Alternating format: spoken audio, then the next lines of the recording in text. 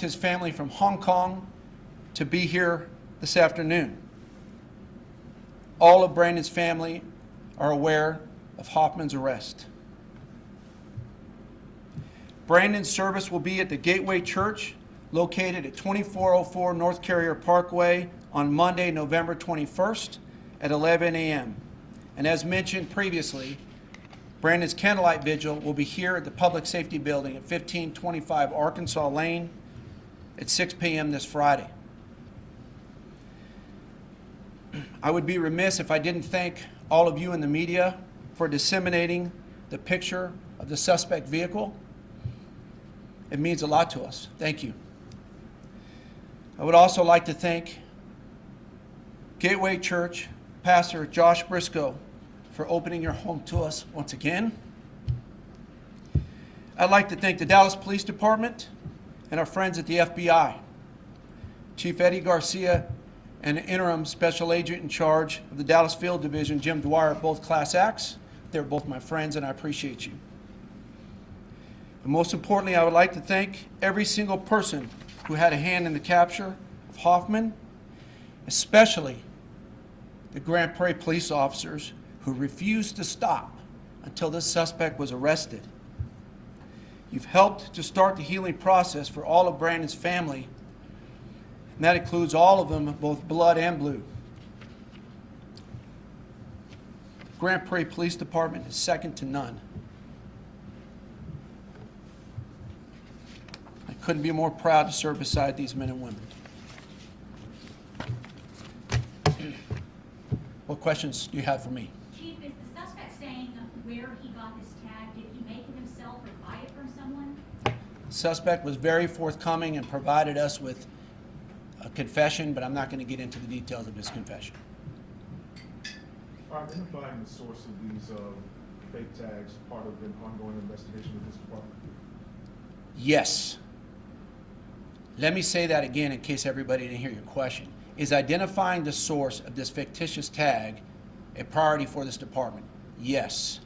Highest priority.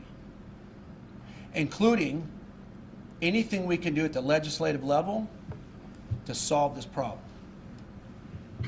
How hard was it to really locate him, Chief, without a real tag on the car? Our detectives and officers had a mediocre picture of a car with a fictitious license plate. That's it. That's what we had to go on. To solve a case like that is incredibly difficult, painstaking. And I can tell you that these cops did not stop until it occurred. They literally worked around the clock and refused to go home. And quite honestly, it wasn't just Grand Prairie PD. As I mentioned, DPD, FBI, Waxahachie reached out. I mean, we had a lot of other agencies providing assistance, but not capturing the suspect was never an option for this department. I can tell you that this department is tight. And I told you all at the last press conference that we weren't done. They proved me right. Chief, it sounds pretty significant, symbolic, and intentional to have Officer Tsai's colleagues use his handcuffs to arrest the suspect. How significant is that for members of law enforcement when you're able to do something like that? Well, it was significant for us. What message does that send? Well, the message it sends to all the brothers and sisters that wear this badge is that we're not going to stop until we catch the person he was chasing. I also think it sends a message to anybody that thinks it's a good idea to come into the city of Grand Prairie and commit crime. It's not a good idea because we don't know how to quit. Chief, what do you think of the that redesign of paper tags that has just been announced? Do you think that will help you guys? I saw that press release, came out 2 hours ago or 3 hours ago. I haven't had time to look into it. I'm happy they did it. I'm not going to go any further into that. I'll just tell you, I'm frustrated that we're in this position. How about that?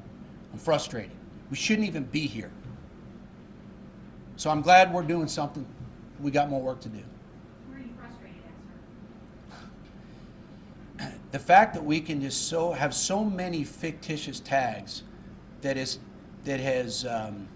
saturated our community is an issue. That's frustrating. Frustrates my cops and it frustrates me. Can we talk at all about the other warrants out for Hoffman and what they were looking for him and the other things for? Class C warrants for not taking care of a whole myriad of things. So what's going on with this house that y'all found, or, I'm sorry, the neighborhood perhaps, where you saw other vehicles with that same fake tag? What's going on with that part of the investigation? We're still working on that piece of the investigation, but I can tell you that individuals associated with that location have had dealings with the Grand Prairie Police Department and law enforcement going back for some time. So anybody else arrested, perhaps? Yes, we made a number of arrests at the same time, most for Class C warrants. What else? Chief, please forgive me for this, but I saw it and I feel like it's your place, sir, to respond to this. And I can tell you who wrote it on Twitter, but it's someone of importance, if you will. I can tell you later who it is, but he said that while very tragic, of course, that your officer died, sir, he was kind of critical of a chase even being started for a nonviolent crime. Yeah. That led to his. I don't know who it is you're referring to, nor do I care. So let me just tell you something. The person who's responsible for this is the person who ran. We have a culture where individuals in our society are emboldened to run from the police. If a police officer gets behind you and turns on the lights, you're required to stop. So I've had enough of this trying to blame the officer for his actions. It's ridiculous. What else? Thank you.